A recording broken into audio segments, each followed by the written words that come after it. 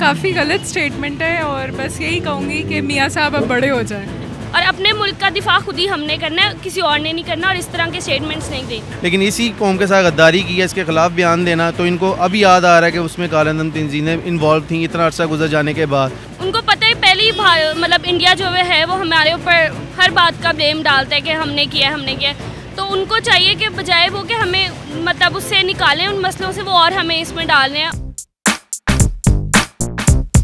अस्सलाम वालेकुम नाज़रीन, आप देख रहे हैं उर्दू पॉइंट। मैं हूं आपका मेज़बान फ़रहान खान। नाज़रीन, एक बार फिर हम आवाम की अदालत में मौजूद हैं और हम मुकदमा लेके आए हैं मियाँ मोहम्मद नवाज़ शरीफ साहब। जी हाँ, साबिक़ वज़ीर-ए-आज़म मियाँ मोहम्मद नवाज़ शरीफ साहब के उस बयान पे जो कि उन्होंने अंग्रेज़ी अखबार को इंटरव्यू देते हुए कहा कि मुंबई अटैक में पाकिस्तान में मौजूद मुतहर्रिक कालाधन तंजीमें इन्वॉल्व थी। एक ऐसा बयान जिसने इंटरनेशनल मीडिया के ऊपर हलचल मचा दी, बल्कि हम ये कहेंगे इंडियन मीडिया इस वक्त मियाँ मोहम्मद नवाज़ शरीफ साहब के इस बयान की वजह से बहुत एक्टिव हुआ है। और इस बयान की वजह यकीनन पाकिस्तानियों के अंदर भी एक गम है, एक गुस्सा है, एक अफसोस है, क्योंकि साबिक़ वज़ीर-ए-आज़म जो कि 3 दफ़ा वज़ीर-ए-आज़म रह चुके हैं, उनकी जानिब से इस किस्म का बयान यकीनन 22 करोड़ आवाम के दिल आज़ारी भी है। और आवाम इसके बारे में क्या कहती है, आज हम उनसे जानते हैं कि मियाँ साहब के इस बयान पे आवाम का क्या रद्द-ए-अमल है। उनसे हम जानते हैं वो क्या कहते हैं। अस्सलाम वालेकुम। वालेकुम अस्सलाम। क्या नाम है आपका? आमना। अच्छा आमना, एक स्टेटमेंट आई मियाँ मोहम्मद नवाज़ शरीफ साहब की कि मुंबई अटैक्स में कालाधन तंजीमें इन्वॉल्व हैं। व्हाट आर यू थिंकिंग कि ये स्टेटमेंट जिसकी वजह से ऑफ कोर्स मीडिया के अंदर और इंडियन मीडिया ने इस खबर को बहुत उठाया है, what do you think, Pakistan के इमेज पे कोई फ़र्क पड़ेगा, या फिर मियाँ साहब की स्टेटमेंट ये गैर जिम्मेदाराना बयान है, या फिर कोई प्रेशर बिल्टअप है? डेफिनेटली एज ए पॉलिटिशियन मियाँ नवाज शरीफ को ऐसी न्यूज़ तो नहीं देनी चाहिए, क्योंकि हम लोग स्टूडेंट्स हैं, हम लोगों को भी इफ़ेक्ट पड़ता है। और नवाज शरीफ को बल्कि अपनी कंट्री को प्रोटेक्ट करना चाहिए, और instead of like you know he is being रूइन कर रहे हैं वो तो पूरी पाकिस्तान की सिचुएशन को। और बल्कि उनको कहना चाहिए था कि अगर इन्वॉल्व है भी तो मियाँ नवाज शरीफ को ऐसा करना ही नहीं चाहिए, क्योंकि ये तो बहुत गलत तरीका है अपनी कंट्री की कंडीशन को बयान करने का किसी और के सामने। मेरा जो कहना है कि उनको ऐसे नहीं करना चाहिए था, क्योंकि बींगा पाकिस्तानी हम भी मतलब वो ज़ाहिरी बात है कि एक वो वज़ीर आज़म है जो भी हैं वटेवर, लेकिन उनको ऐसा नहीं करना चाहिए था, उन्होंने बहुत गलत किया है। तो मेरे ख्याल से ये चीज़ बहुत गलत है। के लिए सालमियत के लिए ये नुकसानदेह बयान हो सकता है। एग्जैक्टली ये बहुत ज़्यादा नुकसानदेह बयान हो सकता है। जिम्मेदाराना बयान नहीं कहा जा सकता, अपनी कौम के साथ गद्दारी है।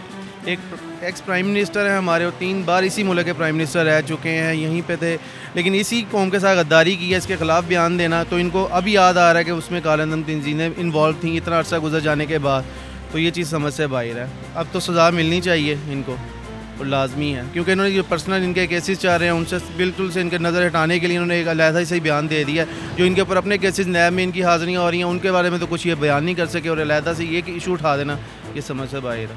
नहीं, ये तो बड़ा रिस्पॉन्सिबल सा बयान है, तो ये ऐसा नहीं होना चाहिए, ये पाकिस्तान की सॉवरेनिटी के ख़िलाफ़ है।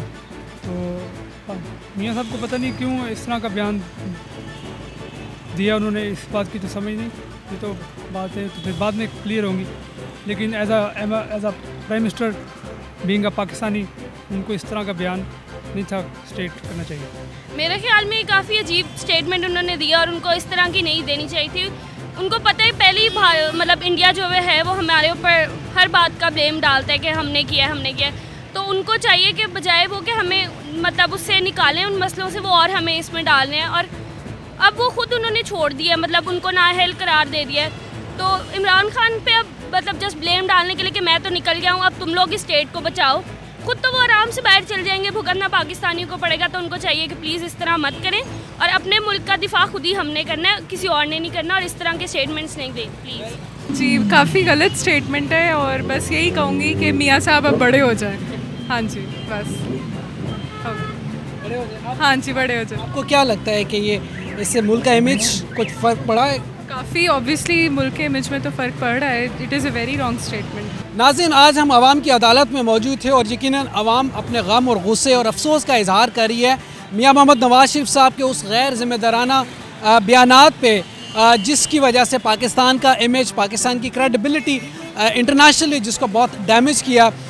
ये लम्हा फ़िक्रिया है मियां मोहम्मद नवाज शरीफ साहब के लिए भी कि जब वो बयानात दें, जब हम वॉर एंड टेररिज्म की बात करते हैं जिस पे हमने पाकिस्तानी अपनी जानों के नजराने पेश किए, तमाम वो शहदा जिन्होंने अपनी जानों के नजराने पे, उनके लिए भी और ख़ास तौर पे 22 करोड़ आवाम के दिल आज़ारी हुई जब हम इस इमेज बिल्डिंग की बात करते हैं, पाकिस्तान की सालमियत की बात करते हैं।